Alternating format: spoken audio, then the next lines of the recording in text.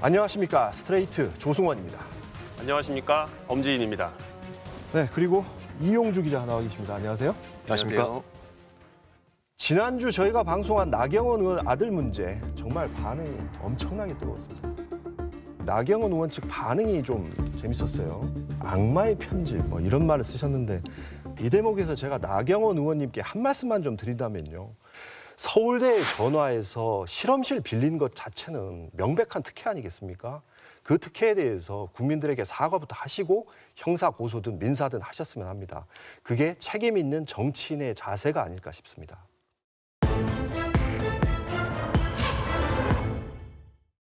자, 오늘 첫 번째 소식, 검찰 수사와 좀 관련이 있죠? 자, 이용주 기자 준비하셨죠? 네, 국내 토목공사 면허 1호 기업이죠. 삼부토건이라고 혹시 들어보셨습니까? 삼부토건은 설립한 지 72년이나 됐는데 경부고속도로, 서울지하철 1호선, 그리고 마포와 여의나루를 연결하는 국내 최초의 하저터널, 서울지하철 5호선 구간 건설 사업도 바로 삼부토건의 작품입니다. 그 역삼동의 옛 르네상스 호텔, 이게 삼부가였죠? 네, 맞습니다. 한때는 1조 원대 매출을 자랑할 만큼 건실한 중견 건설 기업이었는데요. 오너 일가의 도덕적 해이, 부실 경영, 거기에 일가 내부의 경영권 다툼까지 이어지면서 2011년 대대적인 검찰 수사를 받았습니다. 이 과정에서 이른바 전관 변호사들이 중요한 고비마다 어떤 힘을 발휘했는지 취재했습니다. 건실한 중견 건설업체였던 삼부토건의 위기는 2000년대 후반 찾아왔습니다. 대형 부동산 개발 사업을 무리하게 추진한 것이 발단이 됐습니다. 경영 능력이 있다는 것을 가시하고 싶었던 거죠. 그러다 보니까 자본금 5억을 빌려서 PF 대출금 1,340억을 받아내는 그런 어떤 조직폭력배 출신의 그 시행사 대표한테 하고 같이 사업을 하게 되는. 회사가 빚더미에 앉게 된 데다 설상가상으로 부실 경영 책임을 둘러싼 조남욱 회장 일가의 내분이 이어졌습니다. 서울중앙지검 특수부의 수사가 시작됐습니다. 2011년 10월 본사 압수수색. 회사 돈 수백억 원을 빼돌려 비자금을 만든 혐의와 관련해 임직원 30여 명이 줄줄이 소환됐습니다. 삼부토건은 부장검사 출신의 유모 변호사를 선임하면서 대응했지만 역부족이었습니다. 굉장히 강압적이었고 욕설을 섞어가면서 수사관들이나 검사들이 신문을 했다 그래요. 대부분은 피의자성 참고인으로서 그렇게 취급을 받았다고 그러거든요. 궁지에 몰린 삼부토건으로서는 강력한 구원 투수가 필요했습니다. 삼부토건이 선택한 변호인은 한 달 전에 갓 검사복을 벗은 특수부 출신 홍만표 전 검사장. 이후 검찰의 분위기가 급변했다고 합니다. 검찰 수사에 얼어있던 직원들이 안도감을 느낄 정도였다는 증언. 회장과 부회장은 요즘 아직도 개헌금 싸움은 잘하고 계시냐는 식으로 질문을 하는 둥 우스갯소리도 농담도 주고받고 그러면서 굉장히 분위기가 바뀌었다고 그래요. 당시 삼부토건의 수사 책임자는 서울중앙지검의 한모 부장검사. 한 부장검사와 삼부토건의 변호를 맡은 홍만표 그리고 유모 변호사는 학연과 지연, 근무연 등이 얽혀있는 사이였습니다. 당시 유 변호사 사무실에 자주 갔었는데 그 사람들 셋이 말을 놓더라고요. 셋이 친구예요. 하루는 유 변호사가 홍만표한테 뭐라고 그러냐면 야 오늘 하고 한잔하자 그러더라고요. 삼부토건은 쐐기를 박으려는 듯 또 한 명의 전관 변호사를 모셔옵니다. 참여정부 임기 후반 검찰 조직의 수장을 지냈던 정상명 전 검찰총장입니다. 스트레이트가 확보한 삼부토건 내부 문건을 보면 제목은 자문계약 체결이지만 수상한 부분이 있습니다. 위임 사항은 검찰 조사에 대한 법적 대응, 계약이 끝나는 시점은 검찰 단계 종료 시까지라고 적혀 있습니다. 자문 보수라고 해놨지만 착수금과 성공보수로 구분돼 있습니다. 형식만 자문 계약이었을 뿐 실제로는 변호사 선임 계약이었을 가능성이 농후한 정황. 착수금과 성공보수금이 적시돼 있다. 그것은 선임계약서입니다. 전관을 이용하려고 하는 거죠. 그런 경우 거의 선임계를 제출 안 하고 청탁 목적으로 작업하기 위해서 자문계약 이름으로 그렇게 합니다. 검찰총장이 검사장 출신 변호사들의 활약 덕분이었을까? 2011년 말에 이르러 검찰 수사는 일단락됩니다. 검찰이 수개월에 걸친 내사 끝에 사건을 서울중앙지검 특수부에 배당하고 거창하게 칼을 빼들었지만 재판에 넘겨진 사람은 단 한 명도 없었습니다. 특수부 수사치고는 대단히 초라한 결과입니다. 2012년 2월 정상명 변호사에게는 약속대로 성공보수 1억 원이 지급됐고 유모 변호사와 홍만표 변호사 역시 각각 수억 원씩 받은 것으로 전해졌습니다. 검찰이 불기소 처분 통보도 아무한테도 안 했어요. 물어보니까 그냥 뭐 흐지부지 덮은 겁니다. 수사 진행을 안 한 게 아니고 끝낸 겁니다. 말 그대로 다 덮었다는 뜻이죠. 이듬해 조남욱 회장의 아들 조시현 부사장이 시행업체 측으로부터 돈을 받은 혐의로 다시 검찰 수사를 받게 됩니다. 삼부 토건은 이번에도 강력한 전관 변호사에 기댔습니다. 불과 석 달 전 서울중앙지검장을 끝으로 검찰을 떠난 최교일 변호사를 법률 고문으로 위촉한 겁니다. 처음 계약 조건은 월 고문료 200만 원. 하지만 2013년 9월 자택 압수수색, 한 달 뒤 소환 조사가 시작되는 등 검찰의 압박이 거세지면서 고문료는 월 500만 원으로 껑충 뜁니다. 구속을 가까스로 피한 채 재판에 넘겨진 조시현 부사장은 법무법인 바른과 계약을 체결합니다. 스트레이트가 입수한 계약서. 무죄가 선고되면 1억 1천만 원, 벌금형과 집행유예는 각각 8,800만 원, 5,500만 원을 지급한다는 내용입니다. 담당 변호사는 누구였을까? 계약서에 적힌 이름 이인규 전 대검 중수부장입니다. 조 부사장 스스로가 법무법인 바른과 계약하자고 한 겁니다. 바른에서 열린 변론준비회의에 저는 조 부사장과 같이 한번 갔는데 그때 이인규 변호사가 참석했어요. 1심에서 징역 2년이 나오자 법무법인은 화우로 교체됐습니다. 성과 보수는 무죄일 경우 2억 원으로 2배 인상됩니다. 3심까지 가게 되자 조시현 부사장은 대법관 출신 변호사를 추가로 선임하는 맞춤형 대응을 했지만 결과는 징역 2년. 증거가 명백했기 때문이었는데 그나마 선방했다는 평가가 사내에서 나왔다고 합니다. 혐의를 최소화한 것 자체가 전관의 효력 때문이었다는 겁니다. 조직적인 범죄들, 그런 증거들이 압수수색한 자료에 거기 다 나오더라고요. 이 사람들이 엄청난 범죄를 저지르는데 굉장히 축소하고 엄폐해서 기소를 했고. 사건에 등장한 몇몇 전관 변호사들을 찾아가 봤습니다. 기억을 못하거나 기억을 지금 못해. 구체적으로 그 사건이 세경전서를 발부했다면 어떻게 해서 그걸 했는 건지 뭘 했는지를 내가 기억을 못하겠다 이 소리. 그러니까 나한테는 그렇게 중요한 일이 아니었다 이기지. 그 변호사들하고 관계를 하면서 콘소시엄이 그런 식으로 했을 수가 있지. 특별히 문제될 것이 없다는 반응입니다. 사실은 그렇게 큰 역할을 하는 것은 아니라고 봐요. 500만 원으로 2배 넘게 인상이 됩니다. 삼부토건이 그때 이제 굉장히 이제 어려운 이제 상황이었어요. 법률 자문하는 그 내용들이 이제 굉장히 많았어요. 그때 혹시 수원지검장이 김수남 전 총장이셨는데 당시 그 혹시 따로 연락을 뭐 특별히 뭐 그런 건 없습니다. 없습니다. 2011년 수사를 맡았던 당시 부장검사에게 전관 변호사들과의 친분이 불기소 결정에 영향을 미치지 않았는지 물었습니다. 당시 선부 측에 변호사랑 변호사와의 어떤 친분 때문에 그 수사가 제대로 안 됐다 뭐 이런 얘기가 있습니다. 변호사님 잠깐 1분. 나중에. 변호사님 잠깐 한 1분만 말씀드려주세요. 모른다니까. 끝내 아무런 답을 듣지 못했습니다. 변호사님 입장을 좀 구해드리기 때문에 찾아본 겁니다. 험한 꼴 당하기 싫으면 그냥 가세요. 입장을 좀 한 말씀 들려주세요. 험한 꼴, 참 말을 험하게 하시네요. 자, 그나저나 우병우 전 민정수석에 이어서 이번에 또 성공보수가 적힌 문건이 튀어나왔어요. 이번엔 이인규 전 중수부장. 무죄 선고를 이끌어내면 성공보수로 1억 1천만 원을 받기로 계약을 했습니다. 그것도 2심에선 그 성공보수 액수가 2억 원으로 인상됐습니다. 삼부토건은 어떤 전관을 어떻게 써야 하는지를 아주 잘 알고 있는 기업인 것 같아요. 네, 바로 거기에 등장하는 직함이 법률 고문입니다. 네, 그렇습니다. 삼부토건이 법률 고문들을 어떻게 관리해왔는지 또 그들이 어떤 대우를 받았고 실제로 어떤 일을 했는지를 추적했습니다.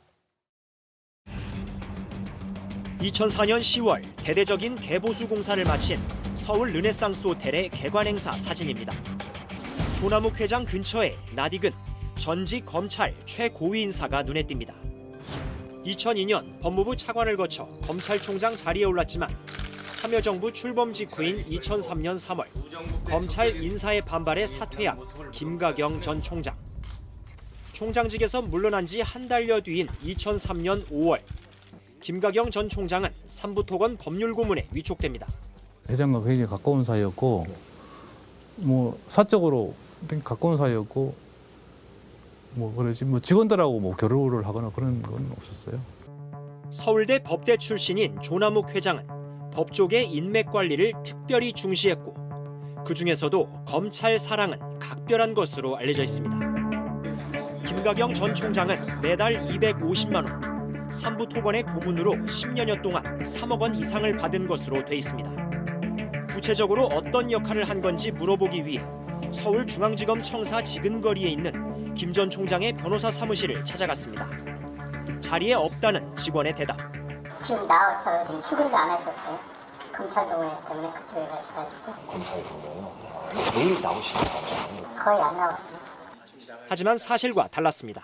언론하고는 얘기 안 합니다. 삼부토건 법률고문으로 계실 때 어떤 일을 하셨는지 좀 여쭤봐도 되겠습니까? 굉장히 오랜 기간 하셨던데요.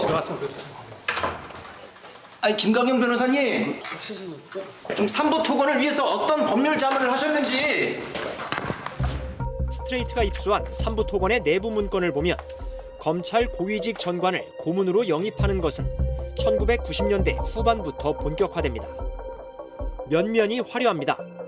서울지검장, 대전고검장을 역임하고 1996년 15대 국회에 입성한 이건계 변호사, 대검 중수부장 서울지검장을 지낸 안강민 검사장, 서울지검 3차장 출신으로 13대 국회부터 내리 3선을 한 김영일 의원까지 1998년부터 삼부토건에 차례로 영입된 검찰 고위직 출신 법률고문입니다. 2011년 이후 검찰 수사의 주요 고비 때 자문계약을 체결한 정상명 전 검찰총장과 최교일 전 서울중앙지검장에 이어 2015년 7월에는 또 다른 검찰 고위직이 초빙됩니다. 대검 중수부장 서울고검장을 지내고 최근까지 최순실 국정농단 사건 특검팀을 이끌고 있는 박영수 변호사입니다. 자문료는 월 300만 원. 자금난에 허덕이던 삼부토건은 주채권은행인 우리은행의 이사회 의장을 넉 달 전까지 맡았던 박 변호사의 도움을 필요로 했을 걸로 추정됩니다. 하지만 결과적으로 박영수 카드는 성공하진 못했습니다. 채권단이 떠나기로 하면서 삼부토건은 르네상스 호텔 소유권을 잃고 법정 관리에 들어가게 됩니다. 박영수 변호사에게 실제로 고문료는 지급되지 않았던 것으로 알려졌고 계약은 1년 뒤 종료됐습니다. 스트레이트는 삼부토건의 법률 고문을 맡게 된 경위를 묻기 위해 박영수 특검과 접촉을 시도했지만 끝내 연락이 닿지 않았습니다. 삼부토건의 법조인 영입은 전방위적으로 이뤄졌습니다. 판사 출신의 여상규 의원. 그는 배지를 달기 5년 전인 2003년 삼부토건 법률고문으로 위촉됩니다. 월 보수는 100만 원이었습니다. 당시 여상규 변호사가 몸담고 있던 법무법인을 통해 삼부토건에 보낸 법률고문 위촉 요망이라는 제목의 서한. 매우 극진한 표현이 인상적입니다. 앞으로는 귀사의 법률 고문으로서 위와 같은 업무를 처리하게 된다면 저희 법무법인은 물론이고 귀사에게도 매우 편리하고 유익할 것으로 생각되어 감히 이 공문과 같은 제의를 드리게 되었으나 만에 하나라도 귀사에 폐해가 되지 않을까 매우 걱정스럽고 송구하기까지 합니다. 삼부토건 내부 문건에 따르면 2019년 1월까지 여의원 이름 앞으로 매달 고문료 100만 원이 지급됐습니다. 2014년 2월부터 시행된 국회의원의 겸직과 영리행위 금지법을 어긴 게 아니냐는 의혹이 불거진 상황. 여의원은 법을 위반한 일이 없다고 해명했습니다. 국회의원의 겸직 금지 법안이 통과되는 즉시 내 소속 법무법인에 휴직계를 내고 또 휴직계를 내는 순간부터 단돈 만 원도 받은 게 없어요. 법무법인 300으로부터.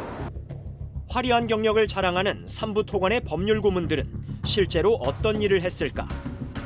봉급처럼 꼬박꼬박 돈이 입금됐지만 검찰 출신 변호사들의 경우 구체적으로 어떤 활동을 했는지를 보여주는 자료는 극히 드문 것으로 전해졌습니다. 대부분 민사를 취급하는 거잖아요. 때문에 민사를 취급했던 그 판사 출신 뭐 변호사 이런 사람들은 자문을 한 경우가 있더라고요. 근데 형사 전문인 그런 법률 고문들이 자문을 할 일은 별로 거의 없겠죠. 연도별로 달라진 삼부토건의 법률 고문 숫자는 이들의 실제 역할을 추론해 볼 수 있는 하나의 근거입니다. 법률 고문은 2008년까지는 4명 수준을 유지하다 2011년 8명으로 늘어납니다. 오너일가 내부의 경영권 다툼과 검찰 수사 등에 대응할 필요성이 커졌던 시기에 규모가 가장 컸습니다. 연간 갚아야 할 이자만 수백억 원에 달하며 직원들 월급도 주지 못한 기간이었음에도 역할이 불분명한 법률 고문들에게 매월 돈은 계속 지급됐습니다. 저희가 신용 대출을 하고 그걸 통해서 가족들을 아니면 가정을 먹이 살릴 수밖에 없는 그런 처지가 된 거죠. 3명여 명이 나가게 된 거죠. 임금을 주지를 못하는 상황에서도 고문료는 꼬박꼬박 나갔던 상황이었다는 겁니다. 정말 참담하죠. 직원들의 생계는 우선순위가 아니었습니다. 기업 입장에서는 고문료를 주고 다달이 보험을 드는 겁니다. 큰 회사들은 대부분 이렇게 한다고 보면 됩니다. 자, 다달이 저렇게 돈은 받았는데 저분들이 무슨 일을 한 건지는 알 수가 없네요. 네, 취재 과정에서 법률 고문들을 접촉을 해봤는데요. 과거 일이라 기억이 안 난다. 심지어 자신이 내가 그 기업의 법률 고문이었냐 모르는 경우도 있었습니다. 그런데 삼부토건 같은 경우는 이제 법정 관리 통해서 경영진이 다 교체된 거 아닙니까? 회장, 부사장 등 오너 일가가 퇴진하면서 지금은 과거와 전혀 다른 회사로 볼 수 있습니다. 하지만 회사가 부실해지는 과정에서 생겼던 고통, 그 고통은 직원들이 고스란히 떠안아야 했습니다. 법정 관리 과정에서 르네상스 호텔 종업원 500여 명이 직장을 잃었고요. 200억 원대의 임금 체불이 발생하게 됐습니다. 바로 그 직원들의 월급을 챙겨주지 못했던 그 순간에도 법률 고문들을 위한 고문료는 빼먹지 않고 꼬박꼬박 나갔다는 얘기입니다. 네, 기업들이 전관 변호사를 앞다퉈서 법률 고문으로 모셔가는 것도 결국 현직 검사와 중요한 연결고리가 돼줄 것이다. 그렇게 믿어서일 텐데요. 삼부토건의 경우 현재 요직에 있는 고위직 검사들까지 회장 일가가 직접 나서서 살뜰히 챙겼다는 정황을 취재했습니다. 지난 10일 오후 대검찰청 별관 앞 고급 차량이 연이어 들어오고 연배가 지긋해 보이는 남성들이 속속 건물 안으로 입장합니다. 현직 검찰 간부들도 버스를 타고 행사장에 속속 들어옵니다. 전현직 검사들의 모임, 검찰 동우회의 신년 인사회. 모임의 회장을 맡고 있는 김가경 전 검찰총장을 비롯해 김종빈, 김준규, 김수남 등 전직 총장들이 대거 참석했습니다. 검찰 고위 간부 인사의 여파로 일거수일투족이 초미의 관심사였던 윤석열 총장도 참모들을 거느리고 자리를 함께했습니다. 비공개로 진행된 행사에는 취재진의 접근이 철저히 통제됐습니다.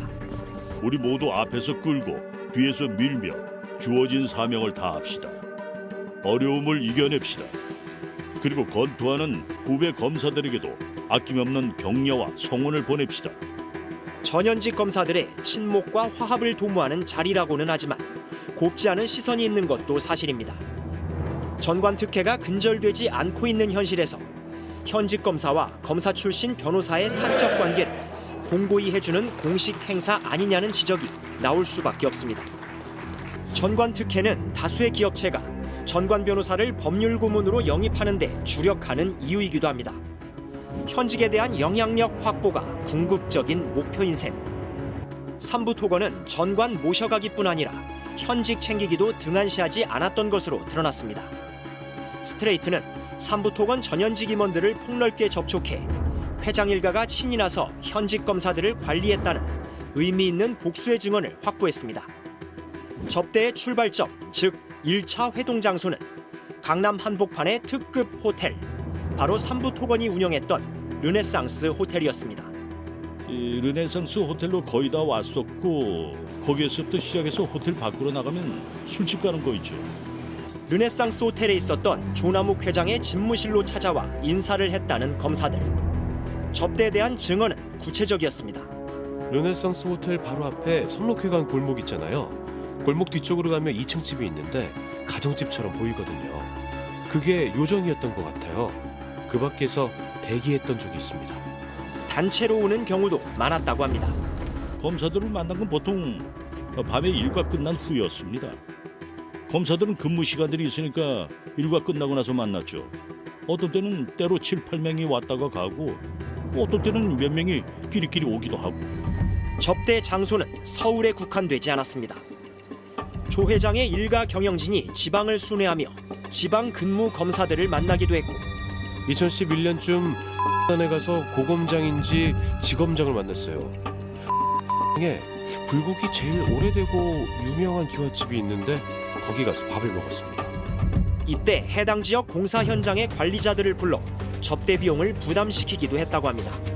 지방 현장 내려가서 소장들 불러서 술 먹고 식사하고 비용을 부담시키고 하는 자리에 검찰들하고 많이 같이 있고 그랬다고. 현직 검사들을 챙겼던 이유는 예상대로입니다. 검찰 출신들 좀 많이 쫓아다녔습니다. 기업하는 사람들은 항상 대비하기 위해서 사전에 작업해 놓는 거라고 항상 그랬죠. 자본 권력과 어떤 그 사법 권력의 어떤 공생 관계였겠죠. 자기가 그 한 범죄 행위나 이런 것도 드러나지 않게 해줄 수 있게 하고 그러니까 뭐 그런 게 필요하지 않나. 조남욱 전 회장을 찾아갔습니다. 르네상스 호텔로 찾아온 고위직 검사를 만난 일이 있는지 물었습니다. 검사 시절 르네상스 호텔 와서 회장님 종종 뵀다고 저희가 들었습니다. 마주친 거라고. 네? 마주친 거에 지나지 않는다고. 그런 정도예요. 만났다고 하셨죠? 만났죠. 손님을. 그 손님을 오는데도 안 만나요? 그 손님을 오고 인사해야죠. 최근에는 교류가 없으며 접대한 사실도 없다고 주장했습니다. 무슨 연락도 있는 거 10년도 됐어요. 아, 연락이 없는 게 10년이 다 됐다고요? 얘기하지 마. 회사에 저기 호텔에 오셨을 적에 잠깐 만난 거 외에는 없어요. 구체적인 정황을 제시하며 거듭 물었습니다. 소개를 시켜주셨다고 저희가 들었습니다, 회장님께서요. 아, 그렇지가 않습니까, 회장님? 그런 말씀 마세요. 이런 건 다 소용없는 거예요. 그만 얘기하세요. 나는 공적인 얘기는 말씀을 드리는데 네. 사적인 건 뭐라고 얘기해요. 내가 소용스러운 거 당신한테 얘기할 게 뭐 있어. 해당 검사는 스트레이트의 사실 확인 요청에 대해 조 회장은 서울 법대 선배로 사법 연수원 시절부터 알고 지내는 사이였다는 사실은 인정하면서도 다만 10여 년 전 삼부토건 경영권 분쟁 이후 만난 적이 없다고 알려왔습니다. 또 검사로 재직하면서 사건 처리와 관련해 부적절한 만남을 한 적이 없다고 밝혔습니다. 아니 그런데 검사들 접대하는 비용을 지방에 있는 현장 소장한테 내라고 하는 게 말이 됩니까? 네, 당사자들은요. 다른 사람도 아니고 회장 일가의 요구인데 들어주지 않을 방법이 있냐 이렇게 말했습니다. 자, 또 한 가지 궁금한 게 있습니다. 이거 아마 시청자 여러분들도 궁금하실 텐데 여기 등장하는 현직 검사 대체 누굽니까? 아, 네, 지금도 검찰 요직에 계신 분 이 정도만 말씀드리겠습니다. 네, 검찰 요직에 계신 그분을 둘러싼 의혹 역시 스트레이트가 계속 추적하겠습니다. 지금 검찰 일각에서 수사권 조정이다. 그리고 공수처 설치다. 이런 거에 대해서 반대하는 목소리가 있는데 여기에도 좀 사실 속내가 숨어 있다고 생각이 돼요. 그러니까 자기가 평생 검사할 게 아니잖아요. 언젠가는 옷을 벗고 나가야 합니다. 나가서 전관으로 뛰어야 되는데 전관으로 뛰면서 힘을 얻고 그리고 막대한 수입료를 얻으려면 결국 지금 검찰 권력에 힘이 있어야 되거든요. 1년에 100억 원 가까운 돈을 받는 선배 전관들의 모습을 보면서 후배 검사들이 뭘 느꼈겠습니까? 아, 검찰 힘이 이대로만 유지되면 나도 저렇게 나가서 막대한 돈을 벌 수 있겠구나라고 생각했겠죠. 그래서 전관 비리를 뿌리 뽑으려면 다른 방법이 없습니다. 지금 검찰이 갖고 있는 그 무소불위의 힘, 그걸 약간만 빼면 됩니다.